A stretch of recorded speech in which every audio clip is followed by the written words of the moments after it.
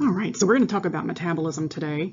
When you're studying for the upcoming test on respiratory, digestive, and metabolism, although there's a lot of info in this chapter that may seem new to you, just keep in mind you've seen it back in Bio 210 when you studied organic compounds.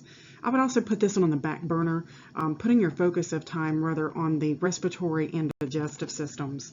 If you'd like to follow me in the course pack, I'm on page 97.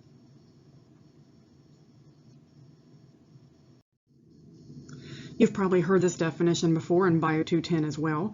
Metabolism is the sum of all chemical reactions in the body. So we kind of think of this as being controlled by thyroid hormone because it is that metabolic hormone. We know that reactions either are building in nature, we call those anabolic reactions. You've probably heard the term dehydration synthesis or synthesis before.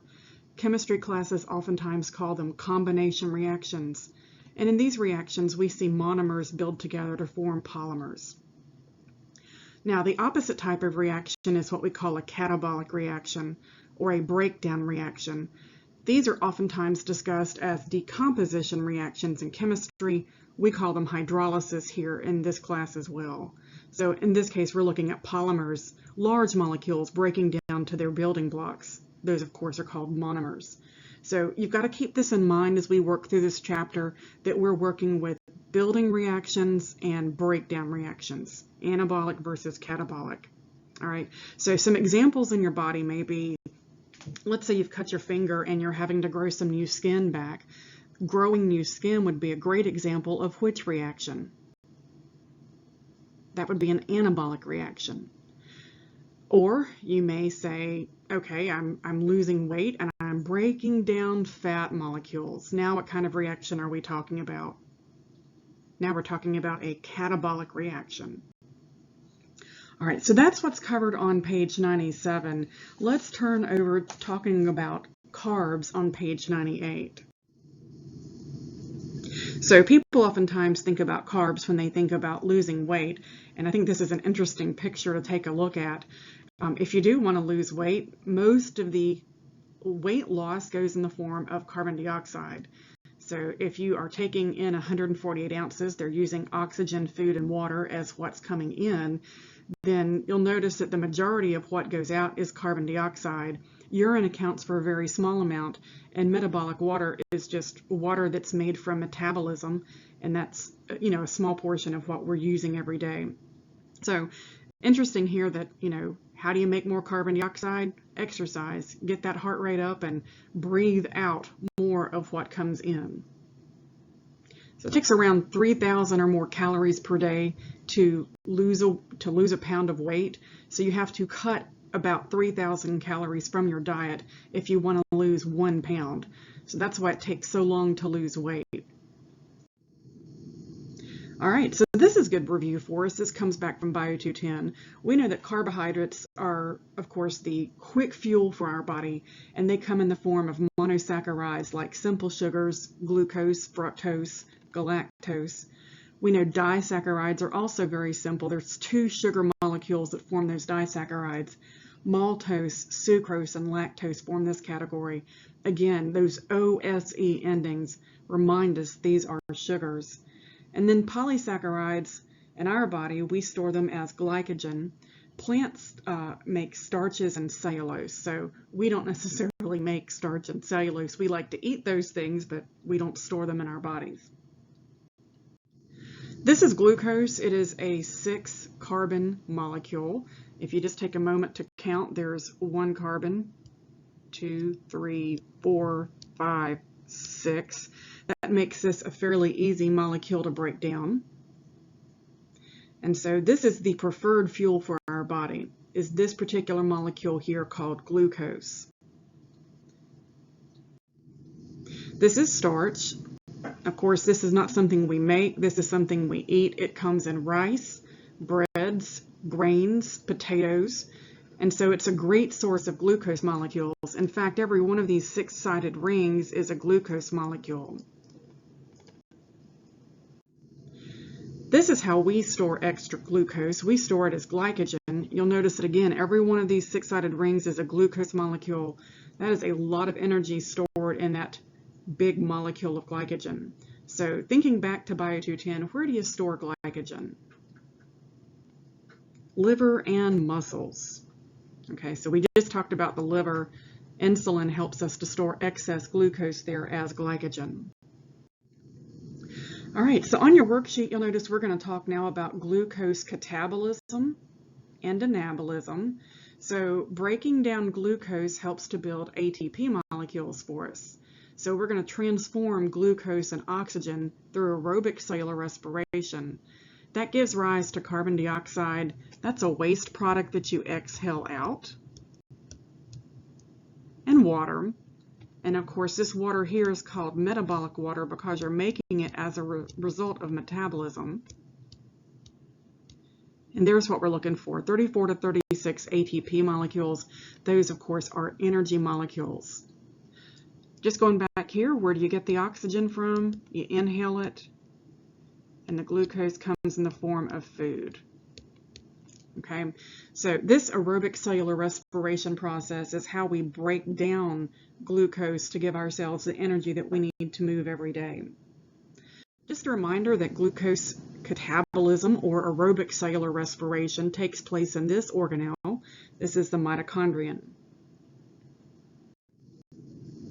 So if you've seen this before, this is the entire aerobic cellular respiration process. It's actually 3 steps. One step here is glycolysis. That's the first step. The second step is inside the mitochondrion. That is the Krebs cycle. And the third step is the electron transport chain and oxidative phosphorylation. That is the step where we're getting the most bang for our buck, and we make a total of 34 to 36 ATPs out of this entire process. There is a process called anaerobic respiration, and the difference here is aerobic means with oxygen, anaerobic would mean without oxygen. So if you exercise and you're not using enough oxygen or not getting it in fast enough during exercise, your body will primarily use anaerobic respiration to make ATPs. So here we have anaerobic, no oxygen, aerobic with oxygen. No oxygen means that we'd take this pathway, ethanol production or lactic acid production or lactate.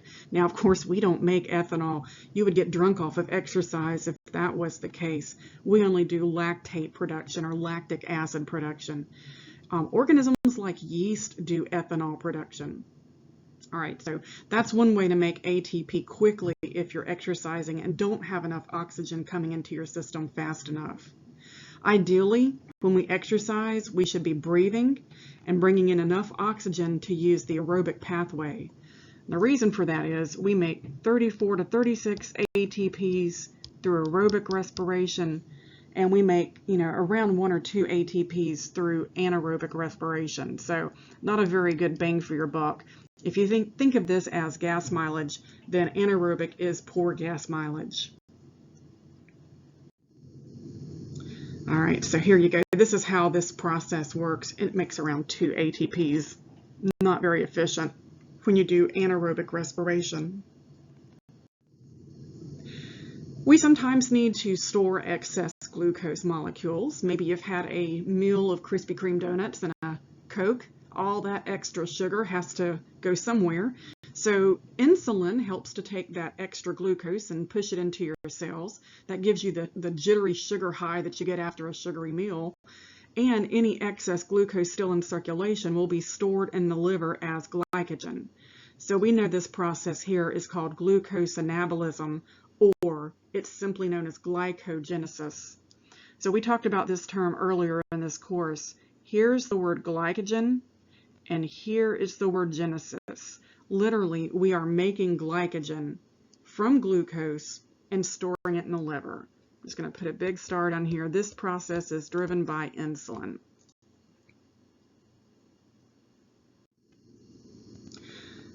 These are also some reactions that produce glucose. These are terms we also have discussed previously. GlycoGenesis means that we are breaking down glycogen into glucose. So why might you want to do this? Why might you want to break glycogen into glucose? Well, maybe you haven't eaten. Maybe you need some glucose from your stored glycogen supplies. Maybe you're exercising. Maybe cortisol is present. So, we're looking at glycogen being broken down into glucose. Just a reminder, this is driven by glucagon. And also, take a look here. There's glycogen and there's lysis, literally splitting or breaking apart glycogen to make glucose. All right, and this fancy long word here, Gluconeogenesis, means we're making glucose from a brand new source. If you exercise long enough, you will burn through your available glucose supplies. You will then break down your glycogen that's stored in your liver and muscles, and eventually you will need to start breaking down fats and/or proteins. And so we know that cortisol also assists with this process. So that will help us to get the energy we need in case we are running out of our stored supplies of glycogen. So that's how you lose weight. You have to burn off your glucose, burn down your glycogen, and then now you're going to head after those fat supplies. This process means that we're getting sugars from new sources. Normally, we don't say that sugar is stored as fat or protein, but you can break those molecules down and create a glucose molecule. So I've left us a blank page here so that we can do a little conversation. Let's talk one more time about glucose and glycogen storage. All right, so we know that normal levels in the bloodstream are about 70 to 120 for blood glucose, and we know that glucose can be stored as glycogen. And under what conditions might you want to store glucose as glycogen?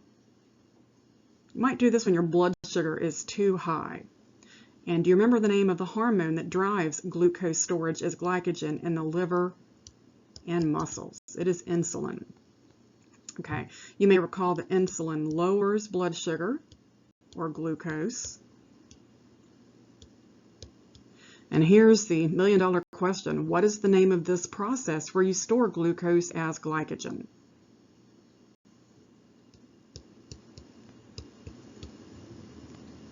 That term is GlycoGenesis, literally making glycogen.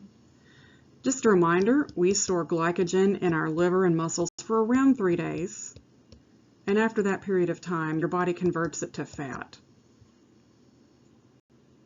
So let's talk about today. If this is the morning and you have gotten up and haven't yet had anything to eat, and you're busy moving around, your body will first access your glucose supplies. If you drop below 70, then your body may say, time to go after those glycogen supplies. So we're now going to break glycogen down into glucose. So we go to the stored supplies in the liver and muscles. The hormone glucagon will help raise blood sugar levels. Okay, and that process we know is called GlycoGenesis. Now, if you happen to burn through all of your glycogen supplies, your body will then go after picking out the fat molecule. So now fat can be used to be broken down into glucose. This is a different hormone. Well, they all play together. But cortisol mainly drives that breakdown of fat into glucose. So when your body needs energy or sugar to make ATP, we first go after the glucose, then the glycogen, and then finally the fat. So when you break down fat and or proteins, that process is a long word here. That one's gluconeogenesis. And then technically we can also break down fats and proteins to make those sugar molecules. Okay, so what we have here are antagonistic reactions. Glycogenesis over here is an opposite reaction to glycogenolysis over here.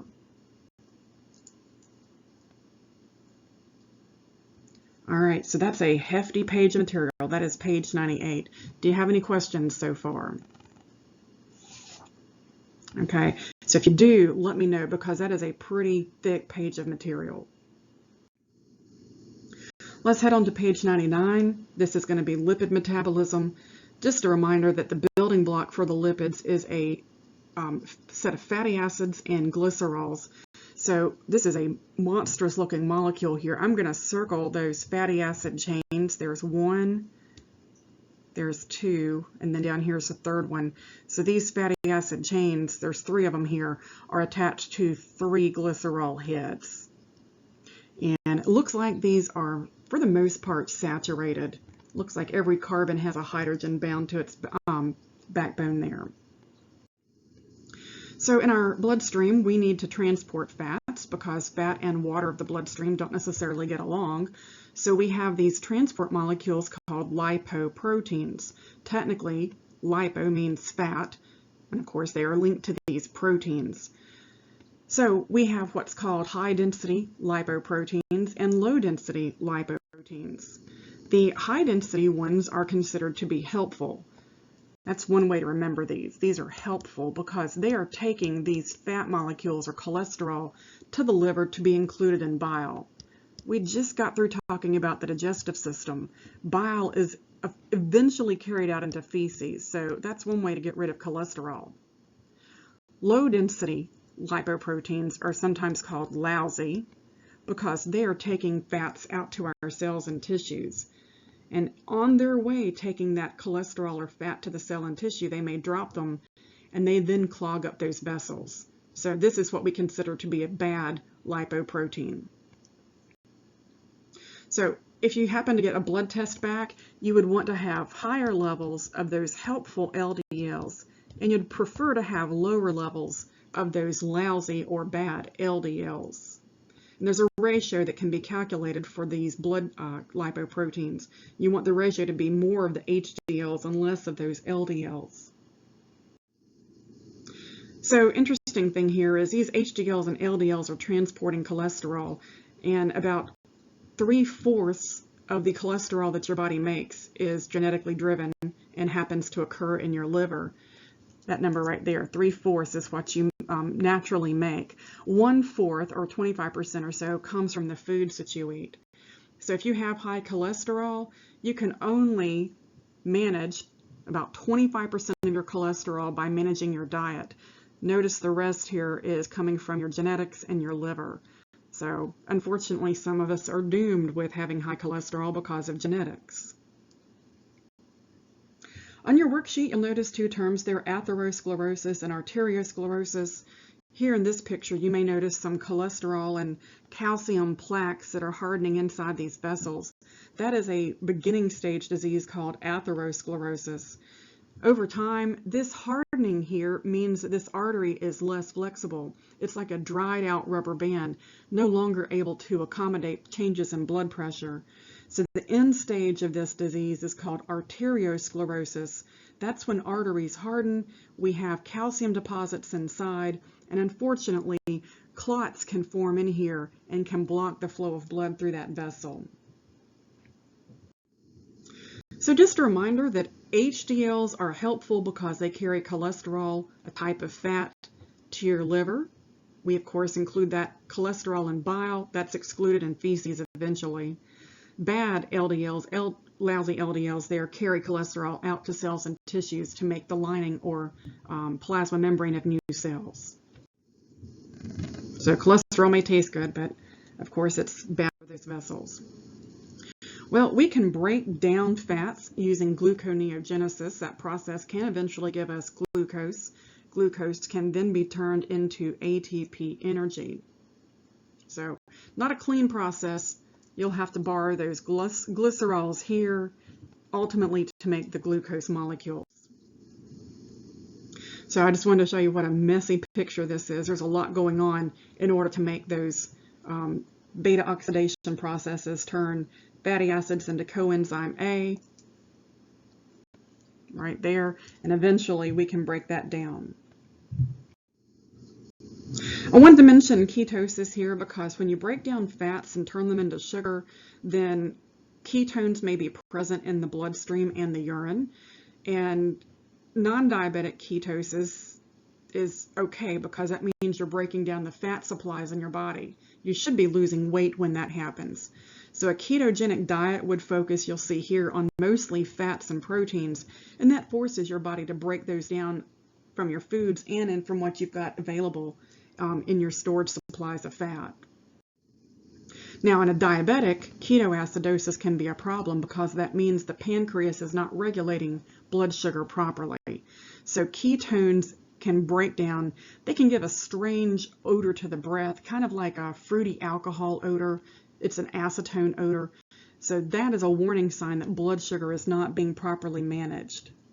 So in a case where a patient has ketoacidosis, how do you think the respiratory system changes the respiration rate to bring that blood pH back to normal? Okay, so if you're in acidosis, that means the pH is too low. The respiration rate should increase. So a person who experiences ketoacidosis is often a type 1 diabetic. If you see their respiration rate up, that may indicate that they are blowing off those hydrogen ions in the form of carbon dioxide. All right, so I just answered for you that very bottom question on page 99. You may need to rewind so you can write it down. The next type of organic molecule we're going to discuss is proteins, and that's found over on page 100 in your course pack. You may recall that proteins are built from building blocks known as amino acids. They are held together by peptide bonds. Looking at this list here, there's 8 essential amino acids and about 12 non-essentials. Those essentials must be derived from your diet. And you can get these from a combination of rice and beans, or if you choose to eat meats, then you can get it from those as well. So you don't have to memorize this list, thankfully, but there are 20 total amino acids that make all of the combination of proteins that we find in every organism on Earth. Kind of an interesting thought there. Oh, what a messy reaction this is. This is protein catabolism. What does catabolism mean? That means we are breaking down proteins.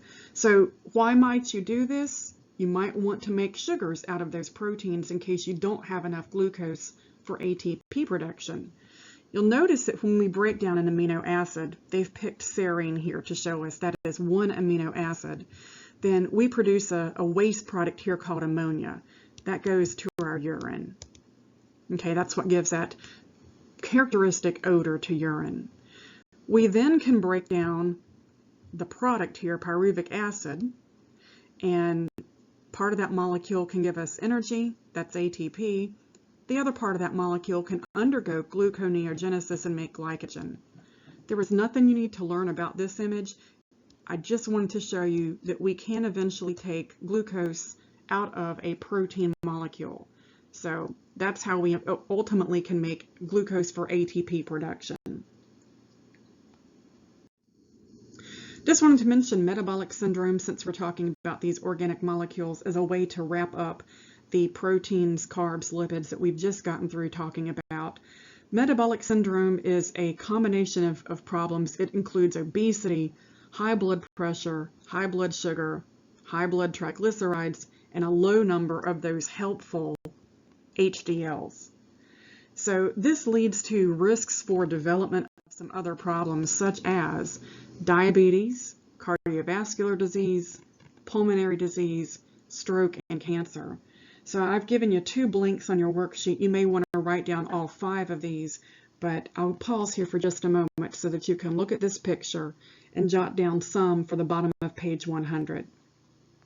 All right, so I'm going to conclude this PowerPoint here, and then you'll see a second PowerPoint for metabolism in the discussion of vitamins. That will pick up with page 101.